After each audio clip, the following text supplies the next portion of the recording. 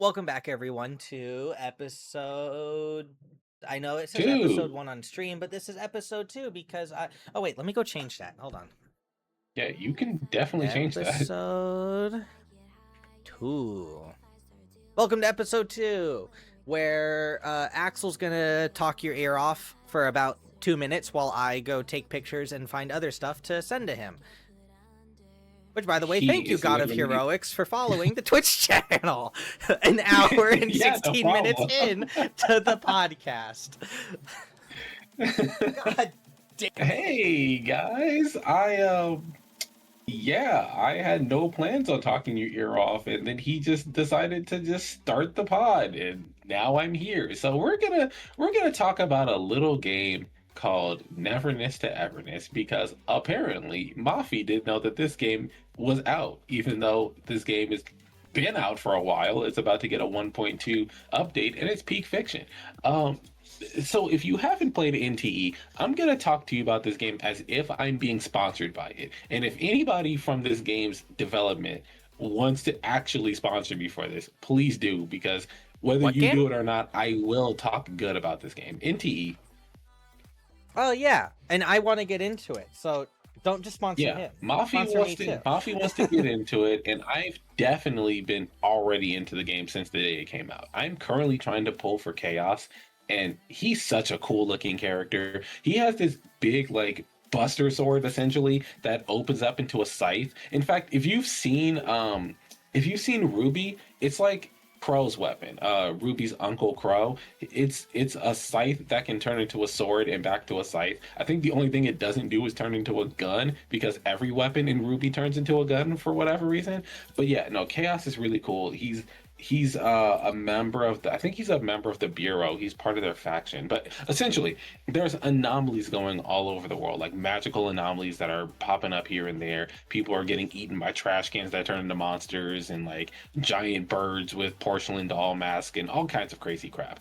The main characters, who are obviously the playable characters, they all have Esper abilities, and all of their Esper abilities counteract anomalies, so they become what is known as anomaly hunters.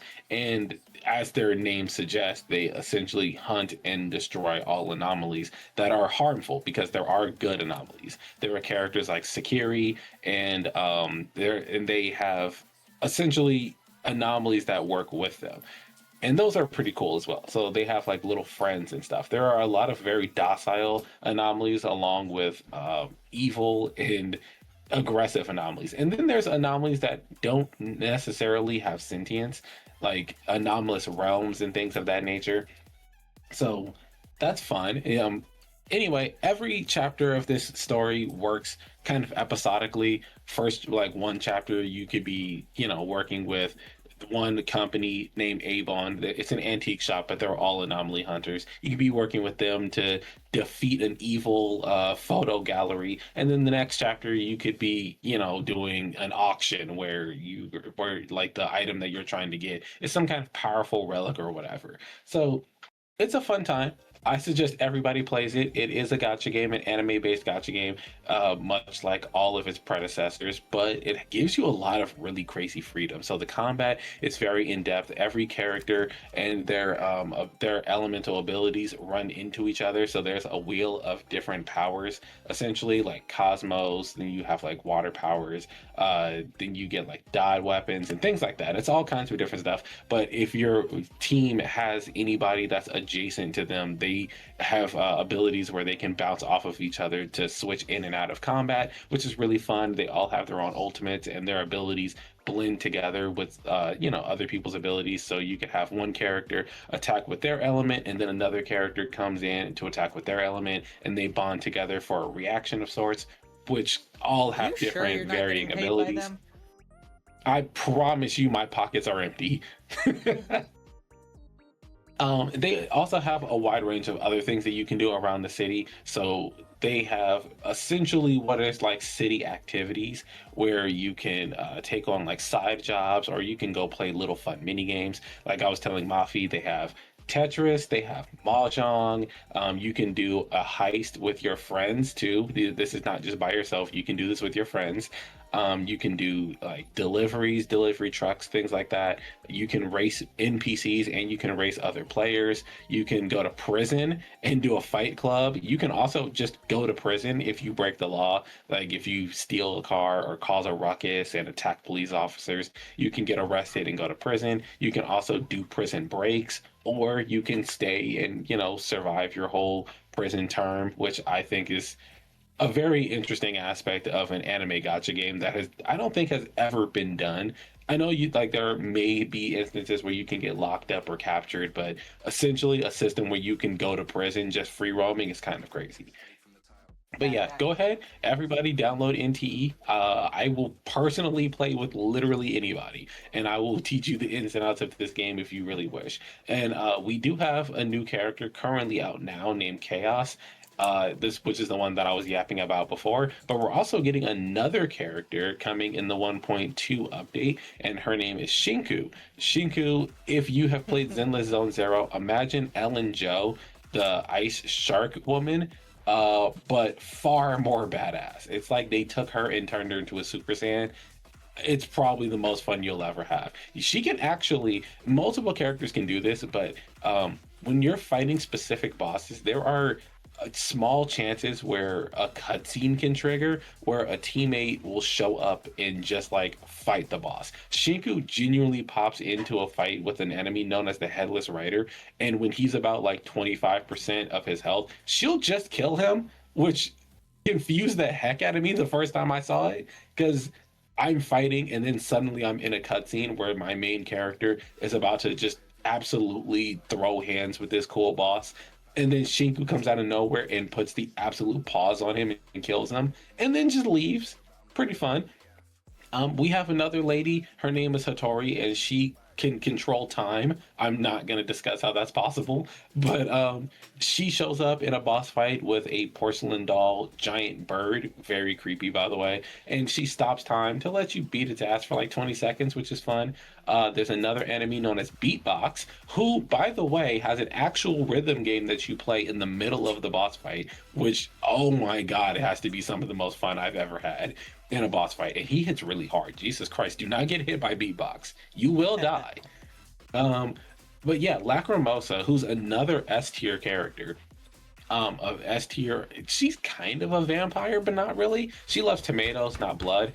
But she shows up and finishes the fight with you as well, which is really adorable. She's really cute. She's tiny, but I think she's an adult.